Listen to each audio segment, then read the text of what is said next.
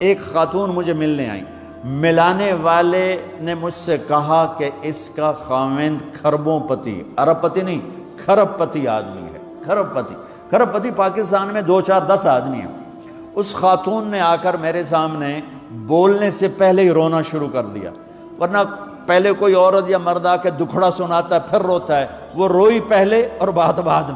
وہ کہنے لگی مولانا صاحب مجھے لوگ بڑا خوش قسمت سمجھتے ہیں کہ میں بہت بڑے مالدار کی بیگم ہوں، لیکن میں لعنت بھیجتی ہوں اس کی دولت پر کہ اس کا رویہ ہی میرے ساتھ اچھا نہیں، تو میں ہیرے کے سیٹ کیا کروں، میں سونے چاندی کے سیٹ کیا کروں، میں یہ کروڑوں روپے کی گاڑی کو کیا کروں جب میرے خاوند کا رویہ ہی میرے ساتھ انسانوں والا نہیں ہے اور اس کے اخلاق اچھے نہیں ہیں۔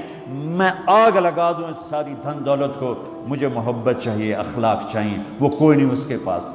چند دن بعد دوسرا واقعہ سنا، ایک نوجوان بڑا خوبصورت، وہ بھی اسی طرح لیکن اتنا مالدار، کافی مالدار، وہ آ کے میرے پاس بیٹھ کے رونے لگا، مولانا صاحب اب میں کیا کروں، میری زندگی برباد ہو گئی، میرا اتنا عالی شان گھر ہے، اتنی اچھی میری کمائی ہے، آمدنی ہے، لیکن میں کیا کروں۔ یہ اسی کے الفاظ بتانے لگا ہوں، میری بیوی کی زبان 20 فٹ لمبی ہے۔ میں کہا رکھ دی کتنے 20 فٹ چاہتے،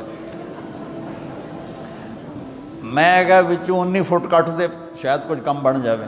کہا میری بیوی بہت بد زبان ہے، میں کئی دفعہ طلاق دینے کی سوچ چکا ہوں، لیکن میرے 3 بچے ہو چکے ہیں، بچوں کو دیکھتا ہوں تو پھر میں اپنے صبر کا گھونٹ پی لیتا ہوں، ورنہ میرا جی چاہتا ہے اس کو ابھی طلاق دے کے گھر سے نکال دوں۔ دولت بھی موجود ہے، خوبصورتی بھی موجود ہے، شکل بھی موجود ہے، عزت بھی موجود ہے، سہولت بھی موجود ہے، کیا چیز موجود نہیں؟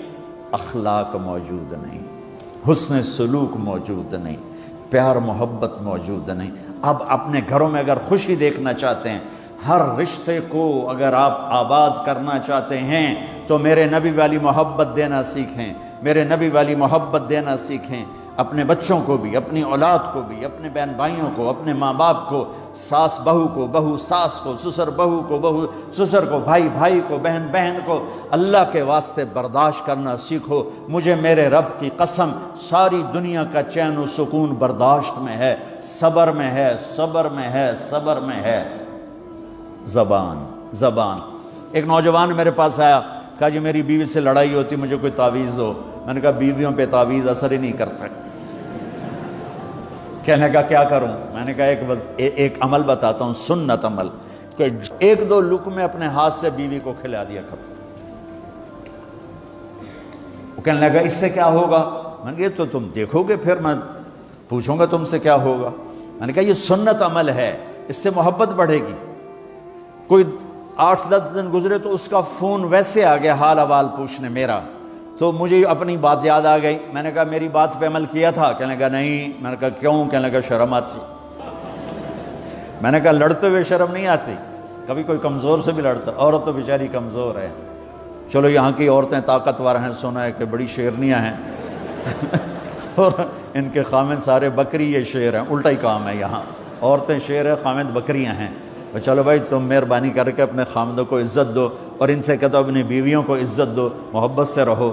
تو میں نے کہا بے وقوف، کبھی کمزور کے ساتھ بھی کوئی لڑتا ہے، اس میں تمہیں شرم نہیں آتی؟ اور اس میں شرم آتی ہے سنت۔ میں نے کہا چل کر اور مجھے بتا۔ کوئی 2 گھنٹے بعد اس کا فون آیا، کہا مولانا دوپہر کا کھانا تھا، میں نے اپنی بیوی کے منہ میں لقمہ جو دیا نا تو اس کا منہ وہیں کھلا رہ گیا۔ وہ کہنے لگی تو نے خود تو کیا نہیں، کسی نے تجھے بتایا ہے؟ کس نے بتایا؟ تو بتا، تیرے اندر یہ ظرف نہیں ہے، تمہیں یہ سبق کس نے پڑھایا ہے؟ اس نے کہا مجھے یہ سبق مولوی طارق جمیل نے پڑھایا۔ تو کہنے لگا میری بیوی نے ایسے اپنی جھولی اٹھا لی اور کہا مولوی طارق جمیل اللہ اس کے بچوں کو سلامت رکھے جس نے تمہیں انسان بنایا۔